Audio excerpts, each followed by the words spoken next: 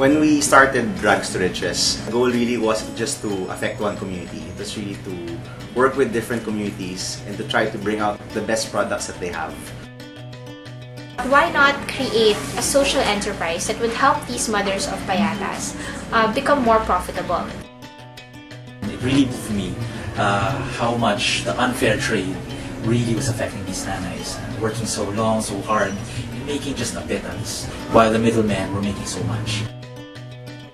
Nung time na yon, mga middleman yung kumukuha sa amin, minsan hindi kami pinabayaran.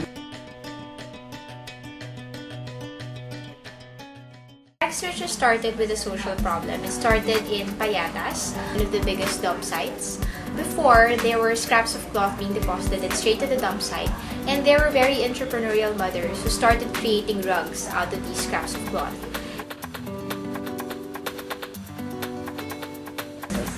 Bago pumasok ang Rags to Riches sa buhay ko, gumagawa na ako ng rugs. Pero yung paggawa ng rugs is on and off dahil wala kaming tiyak na market. Lagi kong prayer, God, bigyan mo ako ng tiyak na market na yung tipong hindi kami lulukuhin. Early on, we saw that we had to, number one, work on the rugs, improve the quality of the rugs.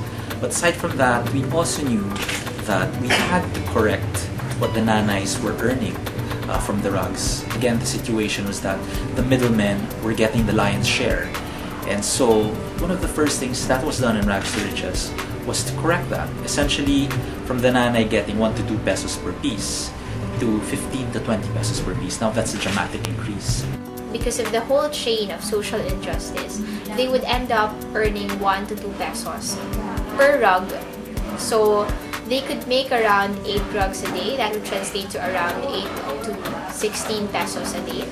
And that is barely even $1 per day. So that is what happened, and that was the social problem that a lot of social entrepreneurs saw. We came together and thought, why not create a social enterprise that would help these mothers of payatas become more profitable? So I started with that. The goal was really to help these nanays with the business and be able to upgrade it, share some knowledge on how best to run it, to be able to share a little bit of design, to share some innovation, and be able to help them with their business. Now, in the journey of Rags to Riches, we realized that we needed to increase the value of what nanays were creating.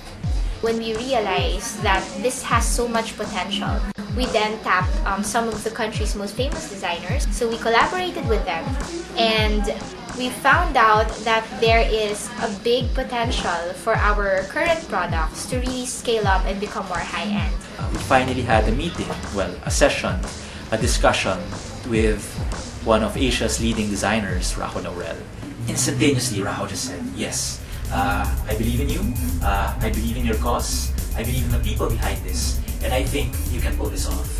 And then, what he did was, roll the rugs, then imagine 3 buttons and said, you know guys, this is not a rug, it's a wine holder.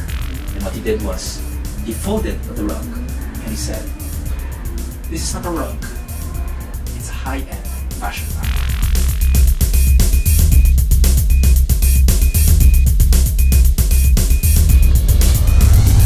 With Amina Aranas, she's our designer for 2009. We've been very fortunate to have these designers on board. They are very creative, very kind-hearted, very much Filipino. They bring a lot of value out of our products, and at the same time, they also give our mothers a sense of empowerment, a sense of pride, having been able to work with them.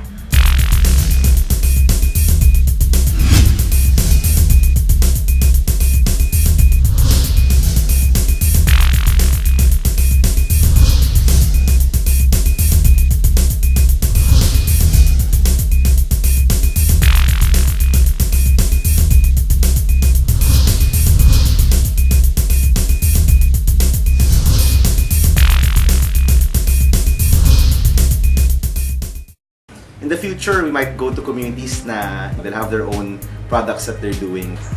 We really see a future point in time that will be just exploding this model through all of the different areas in the Philippines. We see ourselves like, a social business enterprise really linking with all of these communities, building all of these cooperatives, networking with them. Rags to Riches, R2R, no, can affect multiple communities all over the Philippines and be able to help these communities by getting what they're really good at, what they're proud to do, and what they really have been doing for some time. Rags to Riches is a social business enterprise creating social statements in style. We are Rags to Riches, literally, metaphorically, passionately.